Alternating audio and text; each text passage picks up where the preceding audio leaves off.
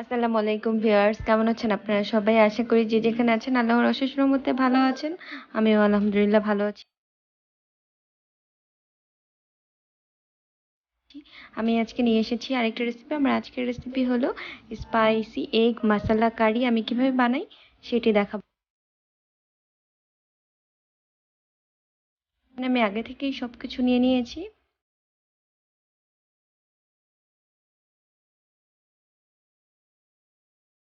আর এখানে আমি আগে থেকেই ফ্রাই প্যান গরম বসিয়ে দিয়েছি। ফ্রাই প্যানটা গরম হয়ে গেছে। এখানে আমি তেল দিয়ে দিলাম 1 কাপ পরিমাণ, তারপরে তেজপাতা দিয়ে দিলাম আর পেঁয়াজ কুচি দিয়ে দিলাম।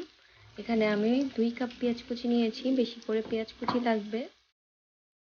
আর এখানে আরেকটা ফ্রাই প্যানে আমি তেল বসিয়ে দিয়েছি, তেলটা গরম হয়ে গেছে। আর এখানে আমি ডিমগুলো আগে থেকে সিদ্ধ করে রেখেছি আর একটু কেটে নিয়ে নিয়েছিলাম। আর একটু হলুদ আর লবণ দিয়ে মিক্স করে ভেজে নিব। আর এখানে আমার পেঁয়াজটা ব্রাউন করে ভাজা হয়ে গেছে।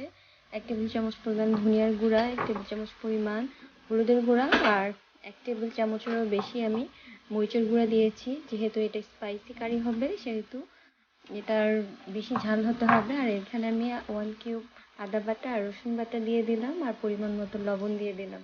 এখন আমি এই মশলাটাকে সুন্দর করে কষিয়ে নেব। আর একটু পানি দিয়ে দিলাম যাতে মশলাটা না পুড়ে যায়।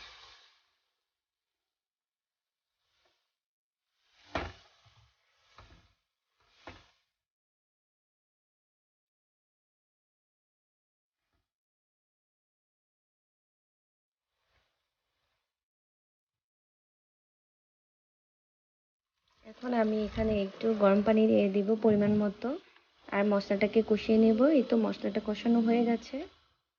আর এখানে আমি 1 কাপ পরিমাণ টমেটো কুচি দিয়ে দিলাম।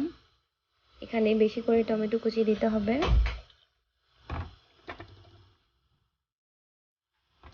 তারপরে কাঁচামরিচ দিয়ে দিলাম। প্লিজ একটা লাইক দিয়ে দিবেন আর সাবস্ক্রাইব করে দিবেন। পাশে থাকা বেল বাটনটি অন করে দিবেন যাতে আমি যখনই ভিডিওটি আপলোড করি আপনারা সাথে সাথে নোটিফিকেশন পেয়ে যান। মশলার সাথে টমেটোটা ভালো করে কষানো হয়ে গেছে। এই পর্যায়ে এসে আমি যে আগে থেকে ভেজে রেখেছিলাম ডিম সেগুলো দিয়ে দিব।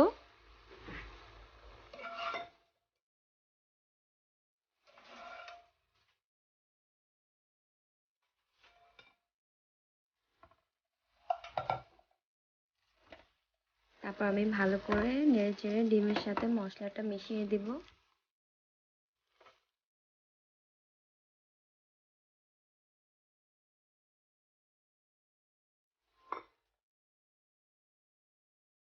এখন উপর দিয়ে আমি ধনেপাতা কুচি দিয়ে দিলাম।